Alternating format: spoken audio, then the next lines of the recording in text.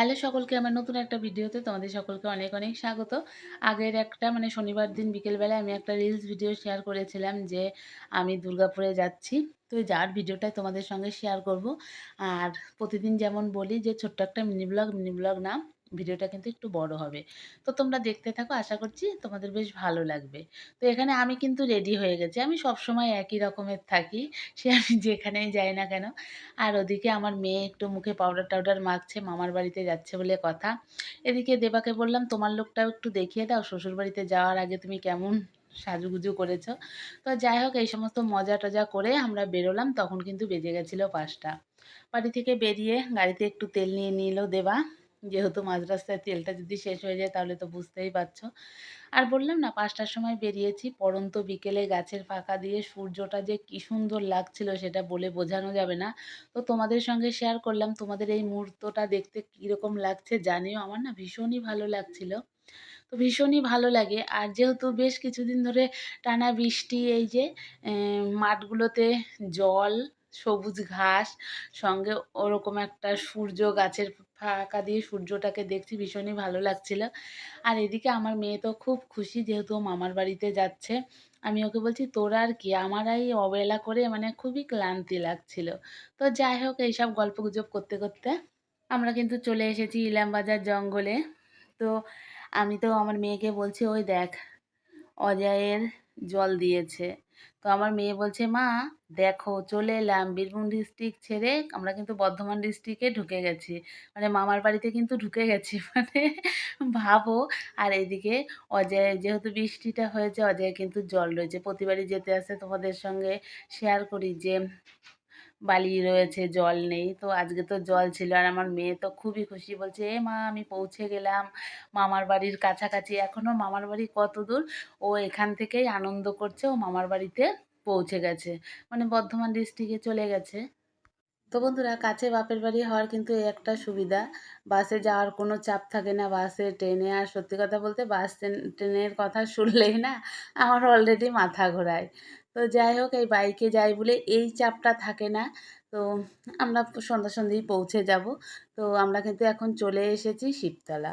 শিবতলায় এসে দেবা কিন্তু দাঁড়িয়ে পড়েছে, ও চা খাবে। আমি বললাম, এখানে আর দাঁড়াতে হয় না, চলো একবারে সোজা বাড়িতে গিয়ে বৌদির হাতের চা খাবে। তো এদিকে একটু ঠান্ডা জল খেয়ে নিল, তারপরে চা খাচ্ছিল।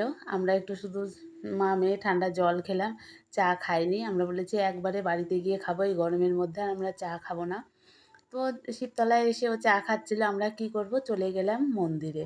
আসলে যতবারই যাই আসি শিবতলাতে কিন্তু একবার দাঁড়ানোর চেষ্টা করি, হয়তো দুই একবার মিস হয়েছে, কিন্তু আমরা কিন্তু চেষ্টা করি শিবতলায় যেতে, ভীষণই ভালো লাগে। আর এই দেখো, আমরা কিন্তু চলে এসেছি। আর এই দেখতে পাচ্ছ না, পুরো বাঁশ বাঁধা। যেহেতু আমরা শনিবার বিকেলবেলাতে গেছি, আর সোমবার দিন শ্রাবণের প্রথম সোমবার, বুঝতেই পারছো কী পরিমাণে ভিড় হবে। সেই কারণে কিন্তু যাওয়া আসার রাস্তা, গেটটা তো খুব বেশি বড় না, মন্দিরের সামনের যে গেটটা সেটা কিন্তু ছোটই। তো বেশি লোক তো একবারে ঢোকানো যাবে না, সেই কারণে যাতে ঝামেলা না হয়, এই দেখো। তো সেই জন্যই কিন্তু আগে থেকেই সব ব্যবস্থা এখানে করা হয়েছে। আর এখানে ১ মাস নাকি মেলাটাও থাকবে। তো দেখো, প্রতিবারই তোমাদেরকে এই যে ফাঁকা দিয়ে ঠাকুরকে একটু দর্শন করায়। তো যাই হোক, এই যে তোমাদেরকে যে দেখাতে পারি, এটাই কিন্তু ভীষণ ভালো লাগা কাজ করে, আর নিজেও যে দেখতে পারি ভীষণ ভালো লাগা কাজ করে। তো ওই যে আমাদের পৌঁছাতে পৌঁছাতে কিন্তু সন্ধ্যাই হয়ে গেছিলো। তো তারপরে আমরা সোজা ওখান থেকে চলে এসেছিলাম বাড়িতে। বাড়িতে এসে আমার বৌদি কিন্তু আমাদের জন্য চাউমিন করেছে। আর এই হচ্ছে আমার দাদার ছেলে, আমাদের দুষ্টুটা।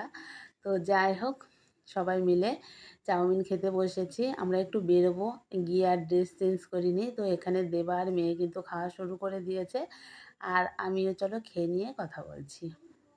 তো খাওয়া-দাওয়ার পরে কিন্তু এই যে আমরা বেরিয়ে পড়েছিলাম একটু বাজারে যাব বলে। তো আমার বাপের বাড়ি যেহেতু গ্রামে, দেখো পাড়ার মধ্যে কিন্তু লাইট নেই। আগেই তোমাদেরকে বলে দিলাম আমরা গ্রামে থাকি আর খুব ভালোবাসি। অবশ্যই আমি আমার গ্রামটাকে, যতই আমি এখন বোলপুরে থাকি না কেন, আমি আমার গ্রামটাকে কিন্তু খুব মিস করি।